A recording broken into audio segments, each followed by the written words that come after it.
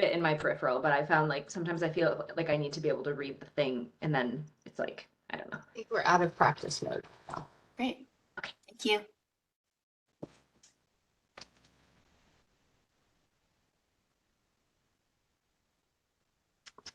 Hi, everyone. Welcome. Thanks for joining. We're going to start in just a moment, and I'm just going to ask Jennifer, are we recording yet? Yes, we are. Okay, excellent. Thank you.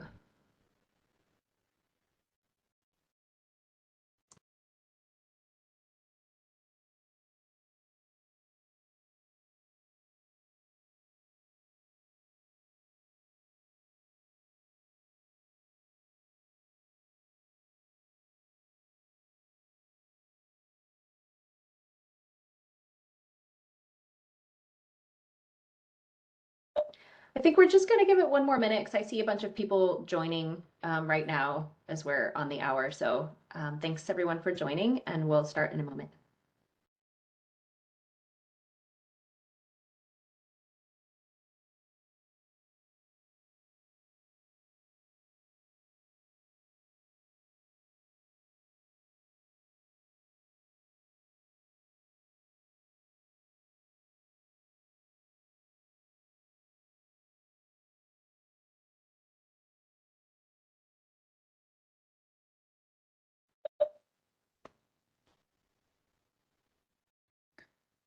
All right, welcome everyone. Thank you for joining us this morning. My name is Edith Bayer. I'm a senior energy policy analyst here at the Oregon Department of Energy, and I'm joined by several people from across the agency. We're really excited to be presenting today the draft policy recommendations for the Oregon Energy Strategy, and appreciate you all joining us this morning. So if we go to the next slide. It's an exciting time to be working on an energy strategy. This year marks the 50th anniversary of the Oregon Department of Energy. So just a little historical tidbit for you here. In 1975, the Oregon legislature created the Oregon Department of Energy following the oil crisis of the early 1970s. And as we all know, that wasn't the first. Or the only one. The statute creating the agency noted that continued growth and demand for non-renewable energy poses a serious and immediate and future problem. It also declared a goal that ODO promote the efficient use of energy resources and develop permanent energy resources, a goal that continues today as we work to develop an energy strategy. So sometimes it's helpful to look at history to see where we were and where we are today and remind ourselves of what we've been working on. If you click on that link below or follow that link below, you can find more historical tidbits about ODO. All right, next slide, please. So our mission as the Oregon Department of Energy is to help Oregonians make informed decisions and maintain a resilient and affordable energy system.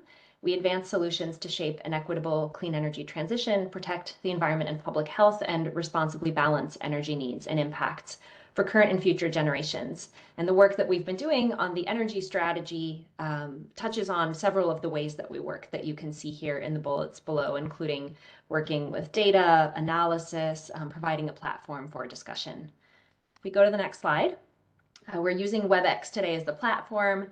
On the bottom right, you can see there's a bubble for the chat, and we encourage clarifying questions throughout the presentation in the chat. We have some time at the end of the presentation for Q&A, and that'll also happen through the chat. So please type your questions into the chat. We'd like to encourage everyone to keep those to clarifying questions today. Today we're going to present the draft policy recommendations. We're going to talk you through them, and really the idea is to give you space to ask clarifying questions and then to read the document more thoroughly and share your thoughts with us through our comment portal. For anybody who's calling in and who can't use the chat, we've included here our email address. Please feel free to email questions to us, and we'll also have somebody checking those in case there's anything relating to today's meeting. The email address is energy.strategy@energy.oregon.gov. And we have Jessica Rikers here tracking the chat throughout, and she will be making sure that we're catching all of the questions as they come in. All right, next slide, please. So here's the agenda for today. We're going to start with a presentation of the draft energy strategy and recommendations. And we have, as I mentioned, some time for Q&A. We're then going to change gears and we're going to shift to the Clean Energy Transition Institute and BW Research, who are going to present the results of the jobs modeling that we've conducted, and that we're also really excited to share. This is one of the key areas that we heard interest in throughout the energy strategy process. And then I'm going to pop back up at the end just to give you a sense of next steps, and we'll close for the day. So next slide, please. I'd like to start with a little bit of background before we get into the draft recommendations. So if we go to the next slide, I want to start with why an energy strategy. Back in 2022, Odo undertook a review of 20 technical studies from the region and around the country to understand how others are navigating a clean energy transition that spans the economy. It covers transportation, buildings, industry. That report concluded that Oregon would benefit from a state energy strategy. An energy strategy could help align policies and programs. It could help navigate hard decisions with a focus on how to maintain affordability and reliability, keep an eye on economic growth, on advancing equity and maximizing benefits while minimizing harms. So if we go to the next slide, House Bill 3630 in 2023 directs Odo to do just that. We are directed to develop a comprehensive state energy strategy that identifies pathways to achieve the state's energy policy objectives, recommends legislation or changes in policy needed to meet the strategy, and is developed through robust engagement. The energy policy objectives that we've been talking about and really anchoring the discussions in throughout the analysis, recognizing that there are many more, but those anchor policies include House Bill 2021, which sets a goal of fully decarbonizing electricity delivered in our investor-owned utility service areas by 2040, the Climate Protection Program, which aims for a 90% reduction in greenhouse gas emissions from fuels by 2050, and Executive Order 2004, which calls for an 80% economy-wide reduction in greenhouse gas emissions. And so these different policies span across the energy sector. And so one of the things that the energy strategy does is kind of bring a view together of how those different sectors interact with each other and provide an opportunity to strengthen cooperation and understanding across the different parts of the energy sector. If we go to the next slide, please. So here's a quick summary timeline.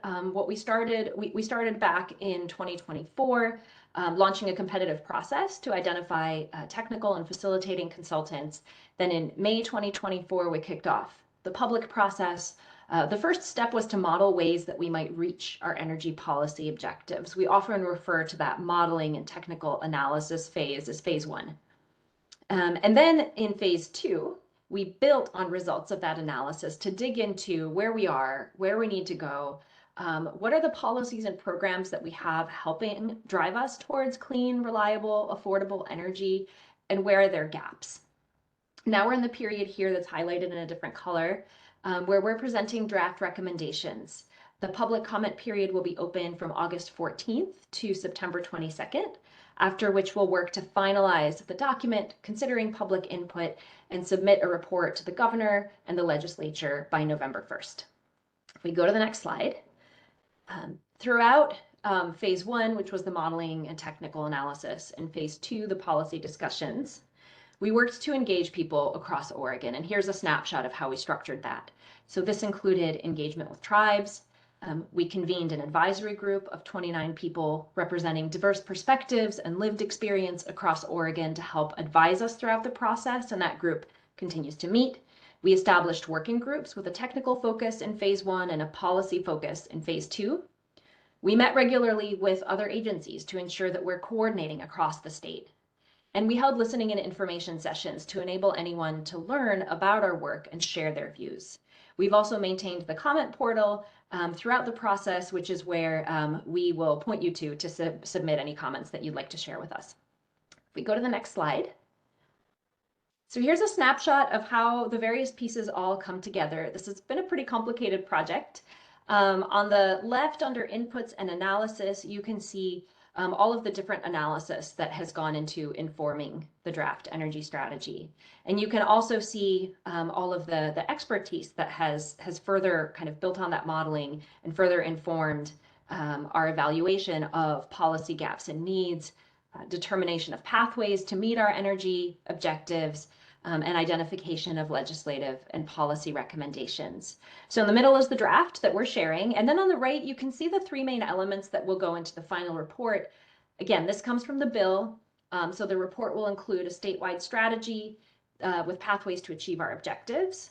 It'll include legislative and policy recommendations and a description of engagement and how different perspectives informed the energy strategy. I'll note that materials from all of this work are available on our website, and we have links to them at the end of this presentation and also in the draft document. All right, next slide, please. A little more detail on the technical analysis. So the maroon box here on the left talks about or summarizes the modeling work that we did. The modeling started with how we use energy and supply that energy today, and then looked at how that changes over time and different ways that we can meet our energy policy objectives by 2050, providing energy to a growing population and economy over time. The modeling then informed these three additional analyses you see on the right. So there was an air quality modeling exercise that calculated how changes in that energy mix from the modeling affect air quality and how that in turn affects health outcomes, and also estimates the economic value of benefits from improved air quality. The energy wallet analysis shows changes in spending for households that adopt efficient electric heating and electric cars. We looked at 5 sample households to give a sense of the effects on the energy bill for different households and to start to dig in to how we think about actually deploying electrification. And the jobs analysis is something you're going to hear more about today, so I won't go into that, and you'll hear much more from Ruby and Phil. We also put together some maps, some geospatial mapping that builds on publicly available data sources that provide data to help inform both the development of the energy strategy, but also more broadly policy making. And those maps look at things like health and socioeconomic factors that need to be taken into account when designing and implementing policies. Great, next slide, please. So just as a quick summary, the modeling considered a lot of things. And I just want to summarize this here, both because these are things that the bill directed us to look at, and so it's a good reminder that we've also had to make sure that we're covering the full landscape. But really, these are all of the things that you would want to take into account when conducting an analysis of how we meet our clean energy goals. And it includes everything from looking at what those laws, policies, and targets are. We looked at legislation, but also other policies that are being enacted across agencies and across the state. We looked at state kind of energy demands and trends, what resources and technologies we have available to us, and also what's on the horizon and how emerging technologies might help us get there. If we go to the next slide. The modeling couldn't consider everything. And so there was those additional technical analyses that I've mentioned dig into some of these areas that you see here. For example, the job study, if you look at kind of 10 o'clock around this circle, economic and employment effects are one area that we try to kind of advance our understanding of through the jobs analysis. We also had a lot of discussion, received a lot of feedback and data shared through the engagement process on these various considerations. And so our thinking wasn't just limited to the modeling. The modeling provided a directional sense of where we need to go and least cost ways to get there. But we also considered these other considerations in thinking about how kind of what we need to do, where we are and where the gaps are and how to overcome them. Next slide, please. So the modeling was directional. It was not a forecast, but it did provide some really valuable information. So this slide comes from the modeling. We often get the question, how much is this going to cost? I'm sorry to disappoint, but we don't have an answer. We don't have a precise figure. No one does. But what we do have is data to help inform conversations and decisions and to steer those decisions towards a least cost pathway. So in the model, we framed a reference scenario that incorporated some assumptions on energy demand that we've seen consistently lead to least cost economy-wide solutions across numerous other studies, and those include high levels of energy efficiency and electrification. By building in high levels of energy efficiency and electrification, the model reduced the overall size of the energy sector. In fact, it reduced overall energy demand by 22% by 2050 compared to today, even with population and economic growth, by making our economy more energy efficient. And what you see here with the different lines are kind of the alternative scenarios that we looked at to understand things like, what if we delay energy efficiency and electrification in buildings? What if we delay electrification of transportation? What if we limit demand response? What if we build less in Oregon, less electricity generating resources? Or what if we look for different resources for reliability? And what this reinforced was that the reference case represents a least cost path. So what you're seeing here, that dotted line that's at 0, are the results from the reference case. And so this is all compared to the reference. And you can see that these lines go up. They represent up to $14 billion plus more in costs. And that's the cost of delay and the cost of not investing in kind of that directionally that least cost pathway. Now, this is economy-wide costs, which are not directly translatable to consumer costs. But these costs do affect Oregon households, businesses, and industry, because ultimately we have to pay for our energy use.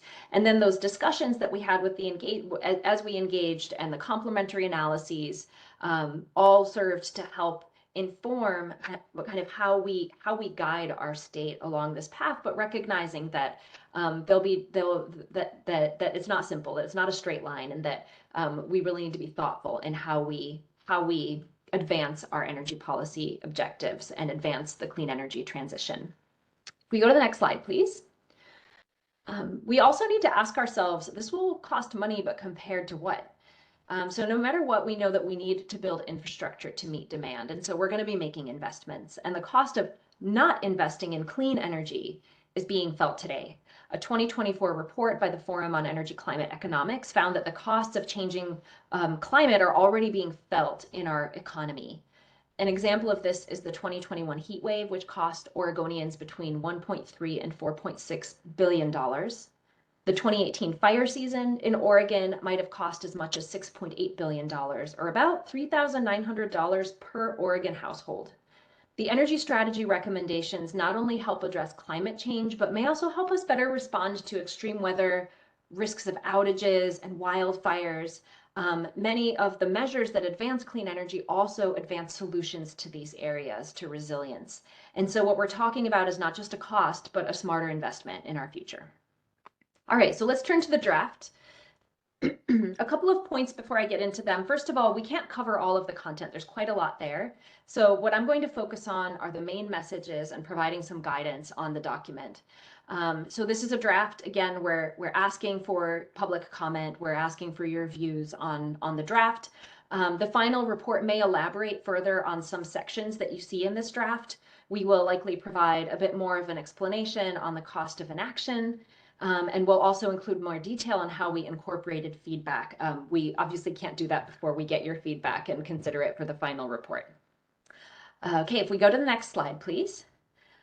Let's get into the draft. So there's a full draft, which is a little over 100 pages long, and there's also an 11-page summary on our website. Here are the main sections. There's an introduction that provides some background on the process to date, and on some of the things that I've been introducing in this presentation. We then have a section talking about 5 pathways to guide Oregon. House Bill 3630 directs us to develop pathways to meet our energy policy objectives, and these pathways are meant to set high-level direction and guide actions and decisions over time. Alone, they don't complete the full picture. So the next section presents high-level policies that provide additional detail to flesh out a vision for each pathway to help guide that long-term vision, but also inform near-term actions. There's then a section here that provides themes that Odo has heard as we've engaged with the 9 federally recognized tribes in Oregon. Each tribe is different. And so this section is not meant to reflect any individual tribe's priorities or perspective, but it serves to summarize key themes that we at Odo heard and provide synthesis and ideas to incorporate into policies and actions within the energy strategy. The equity and justice framework is the next section. This is a framework that serves to guide legislators, agencies, and implementers to advance just and equitable outcomes. And finally, we have the legislative and policy actions. These actions focus on the next 4 years. While the pathways and high-level policies earlier in the document are meant to provide a vision and that longer-term direction, this section focuses on informing near-term decisions. And ultimately, it's framed to overcome barriers and needs, which we heard a lot about during the engagement process. Anyone familiar with energy planning, utility resource plans, for example, knows that these plans are revisited every few years. They may have a 10 or 20-year outlook, but they also have a near-term focus. And there's just so much uncertainty in the energy sector in how demand is going to develop that it's important to make adjustments over time. And we're taking the same approach. So the bill, House Bill 3630, asks us to revisit the energy strategy over time, and we're recommending every 4 years. Okay, if we go to the next slide, please. As I've mentioned, we're recommending 5 pathways. These pathways have been informed by the technical analysis and other information that we've collected from engagement. And these pathways need to advance in parallel. They're interrelated, and they're all going to need to happen at the same time. But there is a logic to the order here in how I'm going to describe them. So the first pathway here is energy efficiency. Advance energy efficiency across buildings, industry, and transportation sectors, including by expanding access to and appeal of multimodal transportation options to deliver the benefits of a more efficient energy system. And energy efficiency is here first because it is the cleanest and lowest impact energy. It's the energy that you don't use. Electrification. Increase electrification of end uses across the economy, including in transportation, buildings, and industry, while incorporating measures to safeguard reliability and support affordability. So electrification here is second, again, because it is in large part an energy efficiency measure. The modeling found that it reduces the size of that overall energy pie. It does, however, shift us away from fossil fuels to electricity, and so it increases electricity use. Next, we have clean electricity. Invest in clean electricity infrastructure to maintain reliability and promote load flexibility to reduce system costs. So we know that we need to build electricity infrastructure to meet rising demand, and that we need to be smart about how we use those electric loads that are coming onto the system. Low carbon fuels. Advance the use of low carbon fuels in the hardest to electrify end uses to achieve greenhouse gas emissions reductions, while maintaining industry competitiveness and a reliable electricity grid. So low carbon fuels, there's no question, are essential for our economy and for energy security, particularly in certain areas like aviation or long haul shipping and some industry where electrification is just not a feasible option. And then we have resilience, and resilience really, I'll read the pathway first. Strengthen resilience across all levels of the energy system, including utilities, communities, and customers, enhancing Oregon's ability to adapt to climate change and mitigate other risks. So resilience really refers to the ability of energy systems, of utilities, of communities, of households to withstand extreme circumstances, to mitigate the effects of disruptions, and to recover quickly from disruption. I'll just give a quick example, because resilience is really something that we need to keep in mind as we think across all of the other pathways. So think about extreme heat, which is something that we've felt this week. At household level, we need to keep cool for health and safety. And that can be accomplished through insulation, through an efficient heat pump that provides air conditioning. At community level, cooling centers can provide that resilience support. And for utilities, heat, just as one example, can cause transmission lines to sag, which increases the risk of a spark. And so utilities undertake measures to mitigate that risk. So we need to implement each of these pathways in parallel, and we need to implement them in a way that considers burdens and benefits to environmental justice communities, and apply an equity lens to prevent further disproportionate impacts to historically and currently marginalized communities. All right, next slide, please. So on our comment portal, you'll see that we've prepared some questions to help guide your review and comments. These aren't mandatory. They're meant to provide a bit of a guide, but I'll cover them as we walk through the content today, or at least I'll show them so that you will have seen them. So here we ask, do the 5 pathways adequately reflect the direction needed to advance Oregon's energy policy objectives? If not, why not? Is anything missing? What I'm presenting today is not the full content or context that we provide in the draft. And so I'd like to encourage people not to answer this question today. I'm providing this to give you a bit of a preview of the questions that we have on the portal where we're asking you to post your comments. Please keep questions mainly to clarifying questions today, but I do want to flag, and throughout the presentation, I'll just flag where we have questions that relate to the content that we're presenting. Okay, next slide, please. So each pathway has several high-level policies, as I've mentioned, and they're meant to provide direction and more specificity. So at the top of the slide here, you can see the pathway, energy efficiency, and then there are 3 policies, 1A, 1B, and 1C. So essentially what this does is help break down that energy efficiency pathway by sector. So 1A focuses on residential and small commercial buildings and how to advance energy efficiency there. 1B focuses on advancing energy efficiency for large commercial and industrial sectors. 1C focuses on how we prioritize energy efficiency in transportation. And then at the end of each of these policies, you can see there are parentheses with some italicized words.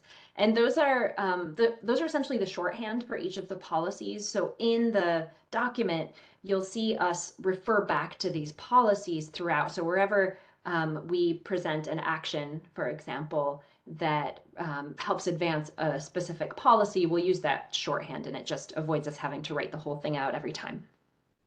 Okay, next slide, please.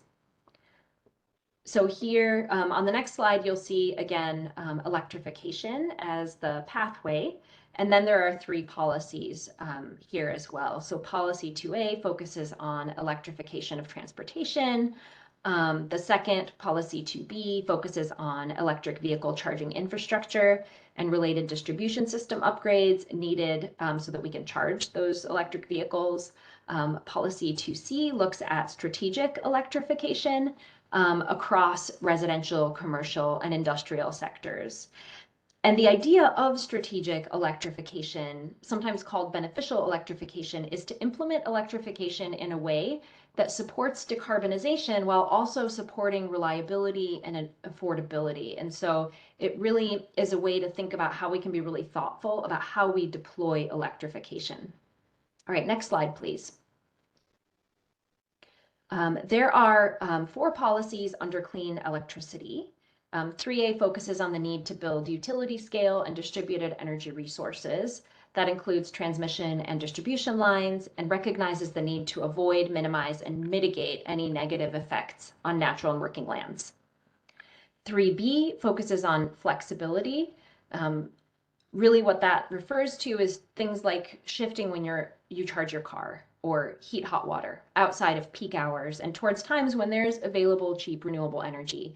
And flexibility can really help turn electric end uses like these, as well as end uses among larger industrial or commercial electricity users into resources on the power system.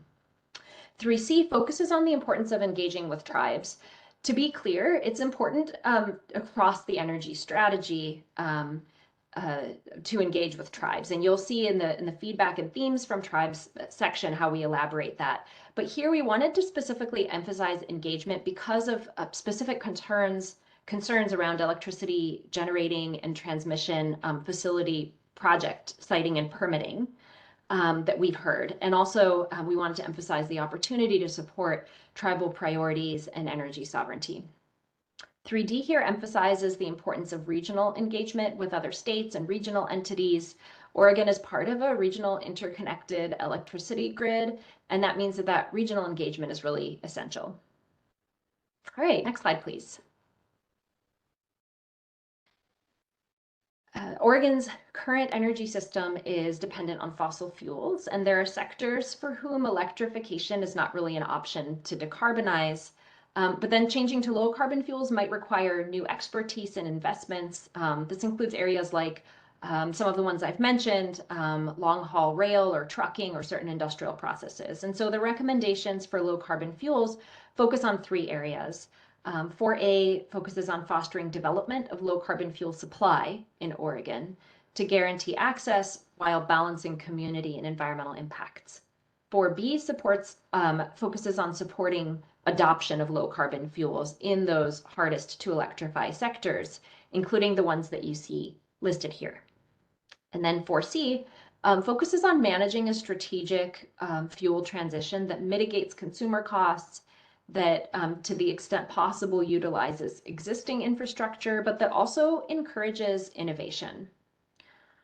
We go to the next slide, please. So again, resilience is really important across all the other pathways and policies. And it's increasingly important. We don't just need to invest in infrastructure to meet our growing energy needs affordably and reliably. We need to incorporate measures that mitigate vulnerabilities across the energy system. So these policies here are designed to strengthen Oregon's energy system while protecting its consumers. 5A focuses on evaluating system interdependencies and vulnerabilities to strengthen coordination between the electricity and natural gas system, and looking at cross-fuel areas that require strategic coordination. Some of you might be aware that our agency has developed an energy security plan that we update annually, and so 5A and the other policies here also have a really strong link to that energy security plan. 5B focuses on investing in resilience measures across the energy system at utility scale in homes, businesses, and communities. And 5C talks about maintaining emergency response capabilities, including the adaptability and readiness of vehicles, fuels, and fuel storage as we decarbonize our energy system. Next slide, please. All right, so in the report, each policy is described along the lines of what you see here. As I said, I'm not elaborating on everything that's in the report. So what you'll see around these policies I've just presented is a description of their importance, why this policy matters, a description of the need for policy, what policies do we have in place, and what are the gaps. And then we have a recognition of risks and barriers, which is one of the things we heard from engagement. And one of the things that we heard from engagement is that this is going to be hard, and we heard a lot of risks and barriers in the engagement process. So going back to that 2022 biennial energy report, there are benefits, but also risks, and we wanted to recognize these and to help decision makers understand where the difficulties lie and help navigate these tough areas. All right, next slide, please. So here again are the questions that we've posted on our portal. I'm not going to read them out, but I just want to flag this, and also if you go back through the presentation, you can see these. If we go to the next slide, please. I want to talk briefly about the section on feedback and themes from the 9 federally recognized tribes. Throughout the process of developing the energy strategy, we followed government-to-government procedures with the 9 federally recognized tribes in Oregon, as well as outreach and discussion with tribal government staff and organizations that specifically work with tribes. So this section was developed based on that feedback. It consists of themes that you can see here listed on the slide, as well as synthesis from our staff on how these themes could be incorporated into policies and actions. So the themes here are energy independence and sovereignty, the importance of affordable energy options, access to decision-making, stabilization of funding cycles, and also consultation, cultural, and natural resources values. And you'll see that these are elaborated on in the document, and encourage everyone to have a look at this section. If we go to the next slide, please. The next thing that you'll see in the report, I'm kind of running through the order that you'll read things in. The next section is the equity and justice framework. So if we go to the next slide, please. The equity and justice framework has been developed in close cooperation with our Environmental Justice and Equity Working Group, and it's meant to be used in the development and implementation of energy policy and applied across the energy strategy. So it really serves to guide the decision-making process by reducing disproportionate costs of energy burden, of negative health effects from energy-related pollution, impacts of energy infrastructure and development on natural and working lands, and risks from extreme weather and wildfires. So it's meant to help reduce those impacts, but also bolster opportunities to environmental justice communities as the state adopts new programs, regulations, and business models. So the framework proposes 6 approaches to advance these goals. And the framework also encourages developing metrics, what you see here on the right. These aren't all the metrics, there are more in the draft, but it's a sampling to give you a sense of what's in the draft. And this is really in response to what we've heard, which is the importance of not only creating opportunities for environmental justice communities to participate in the process, but also have some measurable and quantifiable outcomes to gauge success or identify where improvement is needed. So the first 3 out of 6 approaches here on the left are to provide equitable access to decision-making processes, ensure equitable access to infrastructure development processes, invest in long-term incentive programs for environmental justice communities.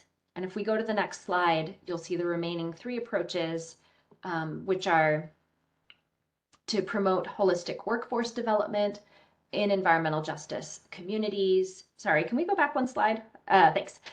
Develop partnerships and resources in environmental justice communities and consider the effects of energy policies on natural and working lands, cultural resources, and the broader environment. So again, the purpose of this framework is really to help identify and implement steps to advance more just and equitable outcomes in all of these processes and in the energy strategy and how it's implemented. Next slide, please. So I'd like to point out again, we have a couple of focused questions here for folks as you undertake your review. The first question really relates to the equity and justice framework. The second question is broader, and it really asks the question of how well does the draft strategy, including the pathways, policies, and actions, address and incorporate equity and justice considerations, and what might be strengthened. Next slide, please. So I'm now going to move to the legislative and policy actions. We don't have time to cover them all. The draft has about 42 legislative and policy actions in total. That might seem like a large number. It's a big energy system, and these are different kinds of actions. Some are legislative. There are also actions geared towards prioritizing funding or providing deeper analysis to inform policies. So today I'm just going to present some of the actions that we wanted to highlight, both to share some of the content we've been developing and to give you a sense of what you'll find in the draft. All right, next slide, please. So I'm just going to talk about the structure for a minute, also to help you as you walk through the document. So in the draft, actions are organized by sector: transportation, buildings, industry, electricity, fuels, and then cross-cutting. So what you see here is a transportation action. That's the first section you'll see as you go through. Each action has a brief description. That's what you see here under transportation action 1. So it's about 1 to 3 sentences. And then in the draft, there'll be more details following that on why the action is needed, what it's intended to accomplish, and there might be some more design details in there. So in drafting the actions, staff considered all of the technical analysis and feedback from the engagement. We also looked at whether actions serve to overcome near-term barriers. Again, the actions are focused on the next 4 years. Those include barriers that are in the way of setting up for long lead time investments. We considered the benefits and risks of the action, both from an energy perspective, but also more broadly looking at things like affordability, health, effect on natural resources. We considered whether the action would improve, worsen, or make no change to existing disparities. And we considered how to frame actions to support affordability and reliability in the energy transition. So you'll also see at the bottom here that there are a couple of icons, and then it says pathways, policies, and equity and justice approach. So this is where we cross-reference to other sections of the document. So I'll present this action so you can see how that applies. So the action here is to establish a dedicated, sustainable, and long-term state revenue source to support the rapid deployment of zero-emission vehicle charging and fueling infrastructure across the state. So this advances two pathways, electrification and low-carbon fuels, and then it advances related policies. It also implicates two equity and justice approaches, decision-making, and incentive programs.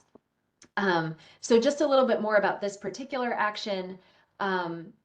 The proactive strategic deployment of accessible and reliable charging and fueling infrastructure is necessary to meet our ambitious zero emission vehicle targets across light, medium, and heavy duty sectors through the adoption of Advanced Clean Cars 2 and Advanced Clean Trucks. We're aware of federal actions that would affect these policies. However, the modeling emphasized the importance of electrification and the cost of delay. And so we continue to emphasize electrification of transportation and the infrastructure needed to enable that as key priorities in the energy strategy. Consumers and fleet operators really need confidence that they'll be able to refuel and charge up their zero emission vehicles. And so this really gets at that concern and at the lack of a sustainable long-term funding source dedicated to supporting this critical infrastructure. All right, next action. So the next action is to establish a climate-aligned transportation funding task force to review Oregon's transportation funding mechanisms for alignment with the state's energy and climate policy priorities and to make recommendations. So this task force would consist of legislators, state and local government entities, public interest and environmental justice advocates, and industry representatives. And it would really focus on two areas. One is to evaluate existing transportation funding mechanisms to determine how they support or maybe stand in the way of Oregon's transportation decarbonization goals. And it includes identifying statutory or constitutional barriers that restrict the use of transportation revenues for climate-aligned investments. Secondly, it would identify, assess, and recommend a range of new or reformed revenue options that incentivize zero-emission vehicle adoption, support transportation alternatives like public transit, sidewalks, bike lanes, and advance equitable transportation access. Next slide, please. So the next section that you'll see in the draft is the one focused on residential and small commercial buildings.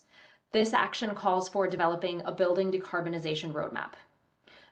This roadmap would provide guidance on how to advance strategic electrification, decarbonizing buildings while maintaining affordability and reliability.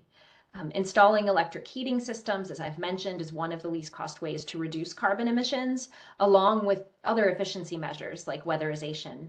So the roadmap provides space to consider strategic electrification in the context of other approaches, in the context of different technologies, including things like having backup sources for heating that can help be more flexible during peak demands on the power system, thermal energy networks. So it's meant to be broad, but also provide that focus on how do we implement strategic electrification across our buildings in Oregon. All right, next slide, please.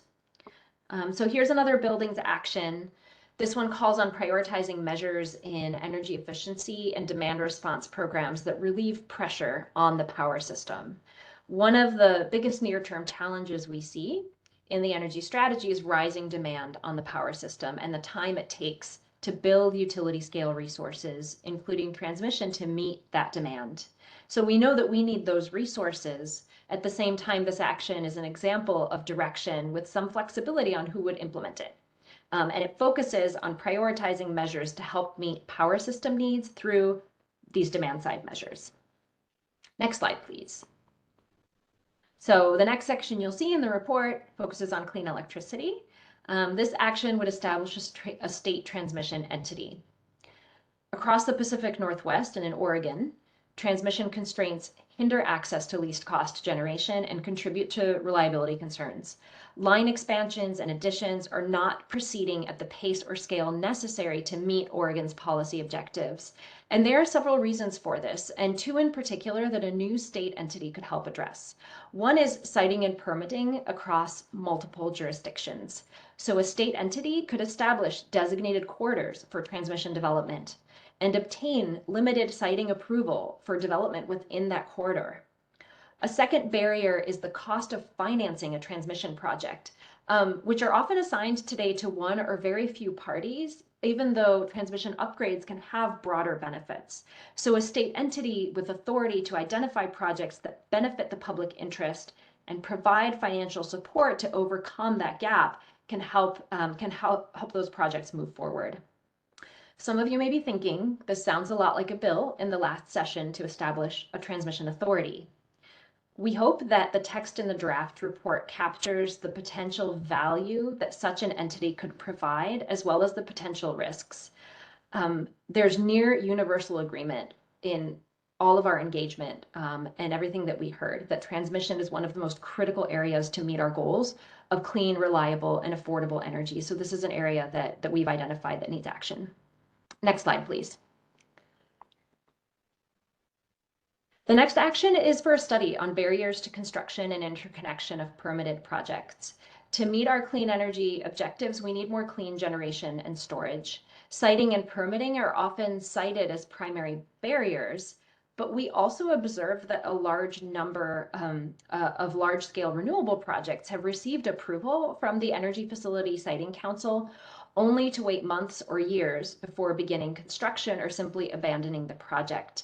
And so a study could help build on work that's happening elsewhere, shed light on the barriers these projects are encountering and where regulatory reforms could improve the overall development process. Next slide, please. So this is another clean electricity action. It focuses on tracking and identifying opportunities for emerging technologies. The energy strategy modeling clearly indicated the value of having high capacity resources to complement hydro and variable renewable resources on the electricity system. Today, it's not clear which technology will present the most cost competitive opportunities for Oregon. These are emerging technologies. In the modeling, enhanced geothermal energy was the most competitive. This action proposes that the Oregon Department of Energy report on developments in key emerging technologies that we're seeing today, including long duration storage, enhanced geothermal, floating offshore wind, and small modular nuclear reactors. And we also propose to look for opportunities to access federal funding and resources for potential demonstration projects where those are available. Next slide, please.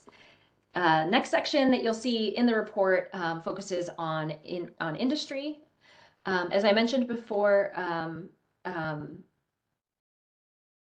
as I mentioned in the policies, it's important to assess decarbonization options for industry, and in particular, this action focuses on emissions intensive and trade exposed large industrial entities in Oregon.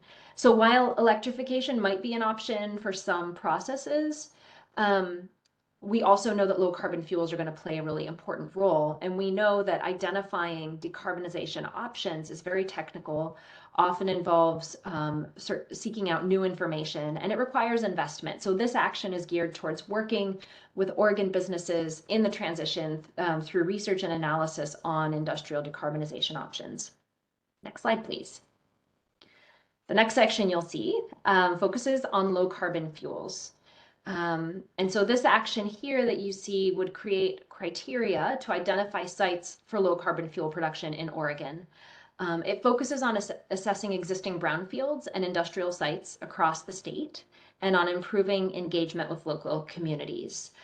Today, as some of you might know, Oregon produces some low carbon fuels. You might be familiar with ethanol or biodiesel for cars and trucks, and renewable natural gas, which is used in transportation and as a direct use fuel. We also rely on imports. So this action builds on existing activity in Oregon to help overcome a key challenge we heard to producing low carbon fuels where we have a competitive advantage, and to find suitable locations for low carbon fuel production. Next slide, please. This next action calls for development of a low carbon fuels roadmap. So the energy modeling helped demonstrate the importance of low carbon fuel adoption, but what fuels will be used, how much, and where exactly they'll be used is not entirely clear.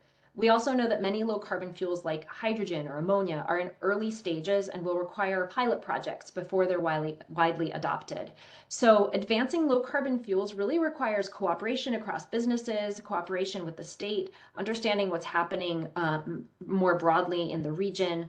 And so the shift, the focus here on a low carbon fuels roadmap will help draw on available information to support Oregon businesses and consumers with direction and lead time to plan for and incorporate low carbon fuels into their operations. Next slide, please. And we're almost done. I realize that this is quite a lot. So we also have a cross-cutting section. That's where actions relate to more than one sector. Transportation and buildings, for example. So this action calls for development of a revolving loan fund. It serves to help make the investment we need in the energy transition by expanding access to low-cost finance and by creating a buffer against boom-bust cycles in available funding for clean energy technologies and measures. It can also help us be prepared to absorb funding when it is available. So the good news is that Oregon already has state and local entities like credit unions, nonprofits, utility-funded financing options that are already supporting the investments that we need to make. So what a revolving loan fund would do is strengthen the capacity of trusted lenders to provide even more services to Oregonians. And that term revolving is really important because it means that as those loans are paid back, more financing is available to continue to invest. And so rather than money just going out in the form of grants, we have a mechanism to bring that money back and continue to build. A revolving loan fund also provides an opportunity to support loan products that provide access to financing for low and moderate income and environmental justice households who either have not had access to loans or been subject to predatory lending practices. I just want to note as well that the energy strategy includes some direct funding actions to support households who may not be able to access finance as well. Next slide, please. All right, this is the last one that I'm going to present. Again, there are more in the draft. This action focuses on strengthening coordination between different parts of the energy sector, including natural gas and electricity. So I've mentioned the Oregon Energy Security Plan that has highlighted the need for coordination between energy providers and the state to ensure that as the energy system changes, we maintain and even enhance the safety and reliability that we depend on. Energy providers in the Pacific Northwest have already begun to explore enhanced coordination and planning, and so this action would call on the state to support and build on those efforts. All right, next slide, please. So we have some questions for the actions, and that's what you see here for the energy strategy. If we go to the next slide, we also have some broader questions that are just meant to apply kind of across the draft as you review it. So again, I'm not reading through these questions right now, but I just want to make you aware of them. And again, they're meant to be kind of guiding questions, and please don't limit your comments to these questions. If there's something else you see that you want to say, this is really meant to help you out and not to constrain you. Next slide, please. So our website has a catalog of resources available. I just want to point out a few things. First, there's a technical modeling report, and that is something that's new that provides a lot more detail on the modeling that we undertook. We also have a technical report on the complementary analysis. We have a compilation of comments we received in phase 2, and we also have all of the materials from phase 1, which was the modeling process. If we go to the next slide, please. There are also opportunities for, sorry, I'm just reading the slide. There's so many slides. We also have this link here for you so that you know where to go when you want to provide your comments and tell us what you think. We look forward to hearing your feedback. And with that, I'm going to hand it over to Jessica and ask her to maybe come off camera so we can see you. And I have not been reading the chat, so I'm looking forward to hearing what kinds of questions we're getting. Jessica. Thanks, Ida. We're getting a lot of great questions in the chat, and I do want to flag for folks that if you are looking for the chat and can't find it, look at the bottom right corner of your screen, and there's a little bubble there that you can click on, and that will open the chat for you if you can't see it. You can also pop the chat out at the top of the chat box so that you can see the questions more easily. There's been a lot that's come through. I think I want to start with, we had one question around this, but I know it's been on a lot of people's minds, Edith, which is how is the report addressing the challenges with changes at the federal level and federal policy? And so maybe you could give a little context around how we were thinking about that as we built the strategy. That's a great question. Thanks, Jessica. So we've been paying very close attention to sometimes the day-by-day news that's coming out of the federal administration. There are a couple of ways that a couple of things I might point out to answer this question. One is that these near-term changes have not changed the direction and the pathway that we need to follow to get out to meeting our goals, which go out to 2040 and 2050. And so we really emphasize in the report that we need to hold steady on that direction. But in the near term, we have this focus on the next 4 years, and these changes that we're seeing coming from the federal administration, they affect how much money is available for key projects and key technologies. And so there's less federal funding, and we also expect less state funding to be available. And that's a reality and something that we took into account when we were drafting the actions. And we're hoping that the actions serve to help us prioritize. I also want to emphasize something that I mentioned with the revolving loan fund, which is that we really we don't want to just stop. First of all, there's market momentum even without policies moving us towards clean energy. But in addition to that, we want to make sure that that we as a state are ready when resources are available, either under the current or a new administration, the next administration, over time. This is a long game, and so we want to make sure that we are building and maintaining the structures that we need to be able to advance and to be able to take advantage of opportunities. Because if we're not ready when an opportunity arises, we won't be able to take advantage of it. We won't be able to absorb or spend that funding. Thanks, Edith. I also kind of wanted to flag a couple of things that go back to the modeling. Can you remind us, we had some questions around nuclear energy and how we are treating that in the energy strategy. Is it a clean resource or not? And we did respond in the chat that the state of Oregon interprets nuclear energy differently across different programs and policies. But as far as the energy strategy goes, how did we incorporate nuclear into the modeling to inform the work? Thanks. So in the modeling, we included nuclear as a resource that competed with other resources. The model did not select, sorry, I'll be more specific. Small modular reactors, which are the thing that we hear the most about, was included in the model as an emerging technology option.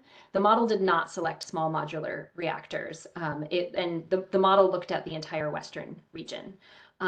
For Oregon, we did not allow the model, we didn't give the model the option to cite nuclear in Oregon, because currently nuclear and small modular reactors can't be cited in Oregon. And so we just stayed aligned with sort of the existing reality in Oregon today. I also presented that action on emerging technologies. So we are paying attention to developments in small modular reactor technology, as well as developments in other emerging technologies. And that's something that we think is really important so that we can stay on top of those developments and how the costs are sugaring out for those different technologies to inform decision makers in Oregon over time. Can I add to that? Alan Zelenka, Assistant Director for ODO. The reason the model didn't pick small modular reactors or traditional nuclear is because there were abundance of more cost-effective resources. So the model's a least cost plan, so it picks the least cost resources first and then builds and uses them up as much as they are available to us. So it never got to the point where it picked nuclear power. It did, however, pick enhanced geothermal, which is one of the emerging resources, and that became a little bit more cost effective than the nuclear power. But as it stands right now, nuclear power is multiples of the marginal resources or the next resources we bring online today. And so that's why it doesn't pick that small modular reactors in the model. Thanks, Alan. Thanks, Alan. Another question that I wanted to bring up that was referenced, I think, a couple times in the discussion, and this also goes back to the modeling. And I'm hoping that Hugh will be able to throw a link into the chat with where you can look at all of the assumptions that went into the modeling that we did. But it has to do with how reliability of our electric grid was incorporated into the modeling that we did. And just for reference, this is an important question because, you know, one of the pathways that we identified is really to move towards electrification of a lot of end uses. And so there's going to be a lot asked of the electric grid in the future as we move down that pathway. So Edith, can you just briefly talk about how reliability was incorporated into electricity reliability in particular was incorporated into the model? Thanks, Jessica. So this was, first of all, this was an economy-wide model. So it was not just an electricity sector model. It looked across all sectors and the interactions between them. The model solved for reliability. And what that essentially means is that it applied some mechanisms to make sure that when it's selecting different resources for the electricity sector, it's accounting for system peaks. It's accounting for fluctuations in solar and wind availability. And so it solved for reliability. That said, and this is something that we've said throughout the process, it's not meant to substitute the really detailed analysis that utilities do to ensure reliability or the kind of work that's happening with the Western Resource Adequacy Program. But it did solve for reliability, and so that least cost path is a mix of resources that, if deployed the way the model shows, and again, it's not a forecast, it would maintain reliability across the system. Thanks, Edith. That's really helpful. I have there's an overarching question in here, and I think, Edith, you kind of addressed it, but I just want to have one more opportunity to kind of talk about this.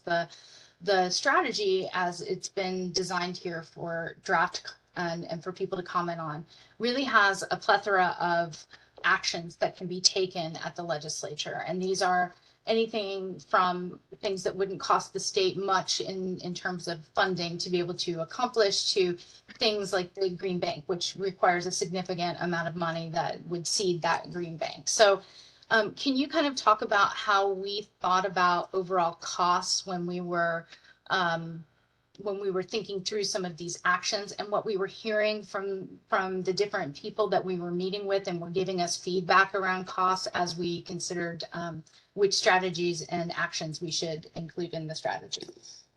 Yeah, thanks, Jessica. So I think it's important to just step back for a second and think about what the role of policy is and of any kind of support, be it through a green bank or through direct grants that we're recommending.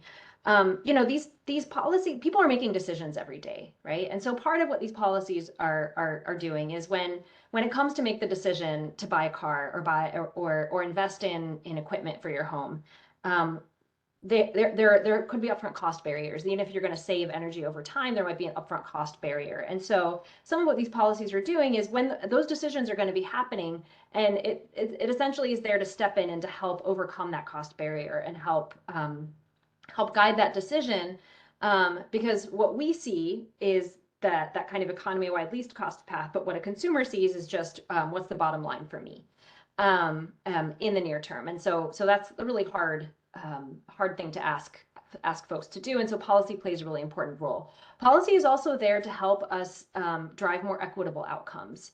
And I don't think that that's something that we are willing to give up as a state. I think it's something that we want to lean into and that's really important. And so we kept in mind the role of policy, but also the fact that we're in a more constrained period. And so we don't explicitly talk about this. We don't explicitly say, here's how much money is needed in a certain area, but we are trying to guide decision makers to understand where we've seen the highest priorities in the near term. and hopefully, and ultimately the energy strategy recommendations are not recommendations. They're recommendations for the governor, for the legislature. They're recommendations that would need to be taken up and elaborated further. And so we're hoping to provide kind of just enough information to help those decisions. Thanks, Edith. And I kind of like to think about this as like the proverbial when you are thinking about the household and what things need to get done in the household. We often have a running list of things that need to happen. That could be anything from we need to replace a furnace to what the cost of groceries are going to look like next month. But that list is there, and you often will discuss it either as a family or a group of people who have something invested in that residence, and come up with what your priorities are. And if you have a really strong priority, maybe then the discussion goes into how do we fund this? And that's something that I think decision makers will be wrestling with, which is this seems like it's really important. Let's talk about what the funding options are available to us, just as we would, I think, sit around and talk about what our options are to pay for that new roof because it's leaking in the living room, that kind of thing. So I think that the energy strategy is there to kind of give enough information for people to have those conversations and think about what all of the benefits and challenges are associated with an action, and then make informed decisions to go forward. Thanks, Jessica. And you remind me of one other thing that I'd just like to point out. And sorry, I'll be brief. But, one of the things that the energy strategy is here to do is to have a kind of a shared information platform to strengthen cooperation. And one of the things that I think is really important that we try to emphasize in the report is that this is not energy for energy's sake.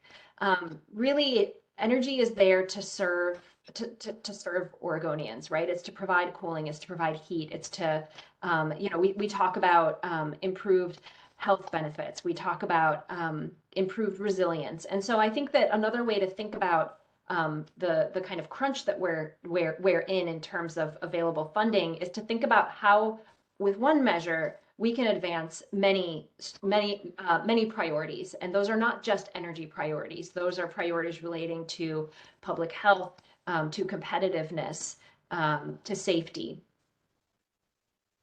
Thanks, Edith.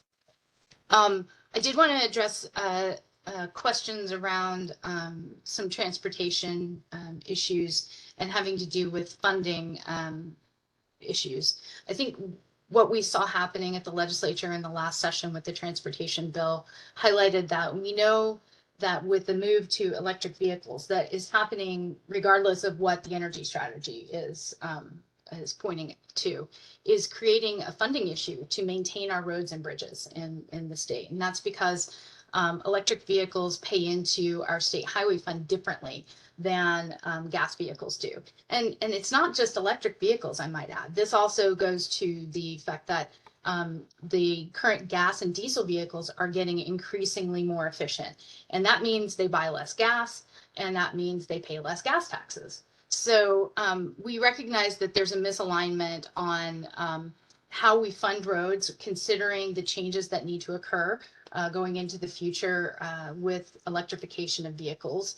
And we're identifying that that's something that if the state can work on that and figure out a solution for, then we are able to maintain the roads and bridges appropriately and also meet our climate and energy goals. So I just wanted to flag that as why that particular item was mentioned in the strategy.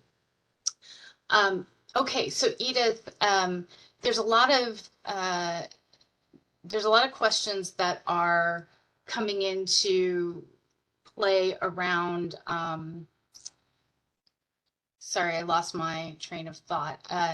Around cost for consumers. And I know we briefly touched on that, but I would love to hear a little bit more from you about how we thought about cost for consumers, the energy wallet that was developed, our work with the Environmental Justice and Equity Group, and how they informed the different pieces of the energy strategy. All of that, I think, would be really informative to some of the questions that we're seeing.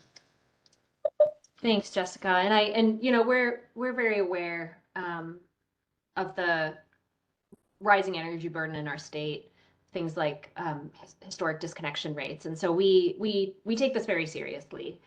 I'll start by just reminding us that least cost path is important, because in the end, we're all paying for the energy system that we have. And so shrinking that energy system is really important. So that was our starting point. But obviously that doesn't translate into how do we guide decisions and policies to make sure that we are accounting for kind of different circumstances and different challenges and energy burden. One of the analyses that we linked to that we conducted was this energy wallet analysis. I would say that it was a first step towards understanding in more detail how we can frame that strategic electrification pathway. It gave us a sense of, based on some criteria, kind of what a household might look like that would benefit from electrifying a vehicle or installing that electric heat pump, and where might that be difficult.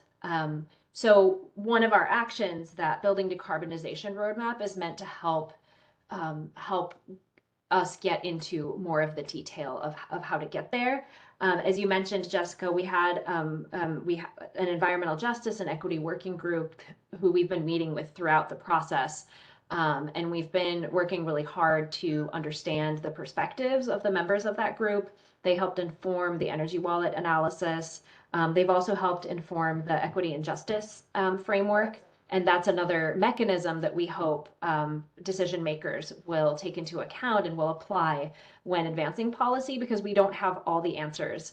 I'll also add that we have a few other places, but for the sake of brevity, I won't go through all the places where we've tried to address affordability, but we have worked to incorporate affordability considerations into many of the actions and the policies in the report.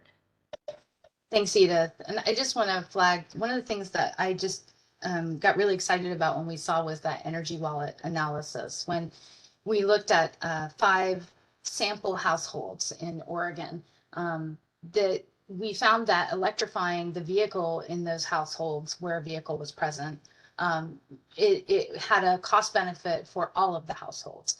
That was really exciting information. That showed that as we progress toward meeting our goals, we can have benefits that accrue to people. And I think that when we're talking about costs, it's sort of this broad swath of how much will it cost us economy-wide, how much will it cost us as taxpayers, how much will it cost us as ratepayers, and how much will it cost us as individuals or families and or businesses. So thinking about all of those things, that's a lot of information coming at you. And one of the things that I really appreciated that we had at the end of all this was we looked at all of the energy sectors. And so even though we looked and saw that electricity costs would potentially be going up over time, as we've already seen are happening to address things like wildfire and the cost of energy,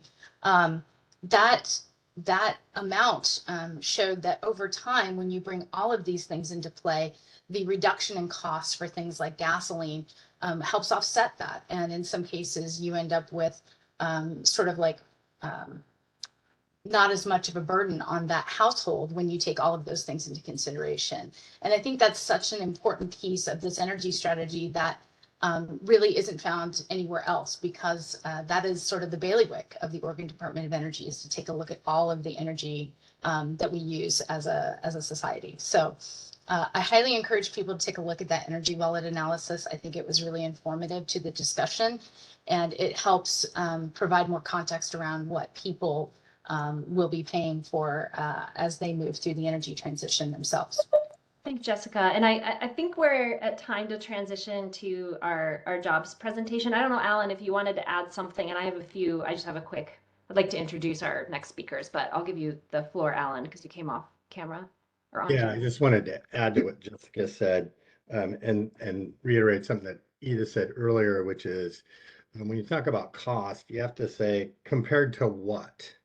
And compared to the alternative scenarios that we looked at, the reference case is the least cost path and still meets all of our energy and greenhouse gas emission reduction goals.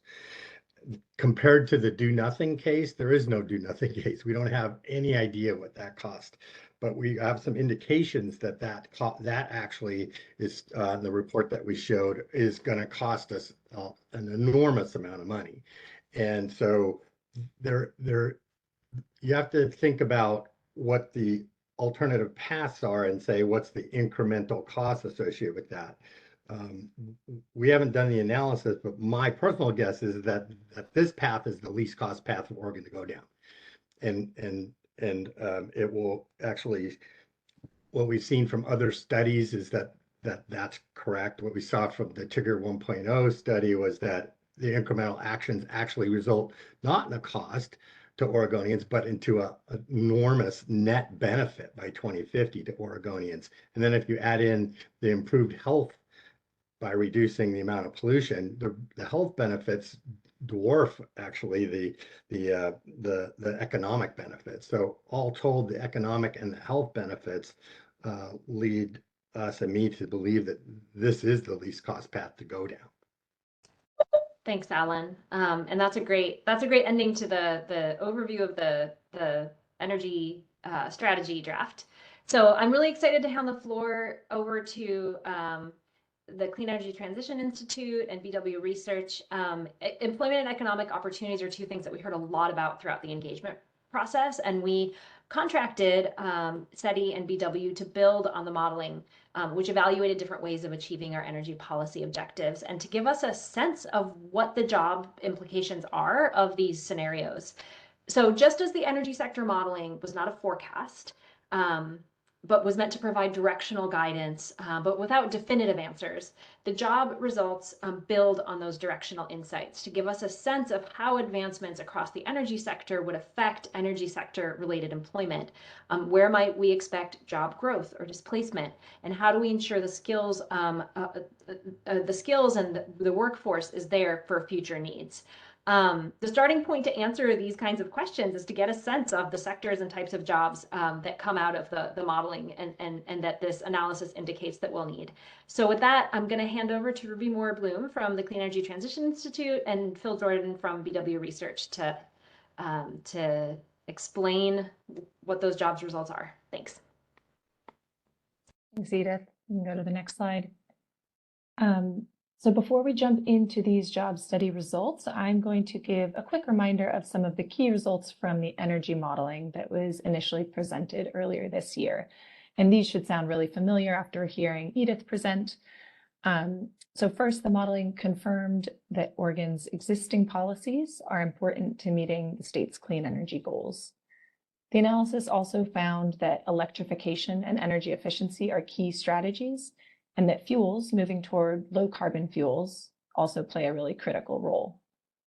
In all scenarios, there was a need to build significant infrastructure in the state to meet growing energy demands. And we found that tech loads are the largest driver of near-term electricity demand growth, but there are significant uncertainties involved. Next slide.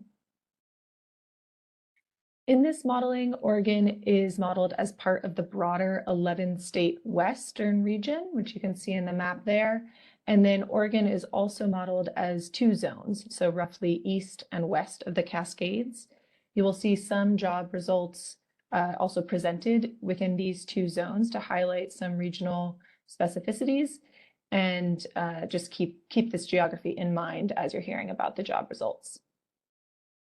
Next slide. So I'm just going to run through a few key findings by sector to set us up to better understand the jobs results, which will be presented in 4 energy sectors: buildings, transportation, fuels, and electricity. So first, in buildings, the modeling found that electrification, energy efficiency, and demand response all lead to lower economy-wide costs, as well as lower system-wide energy demand.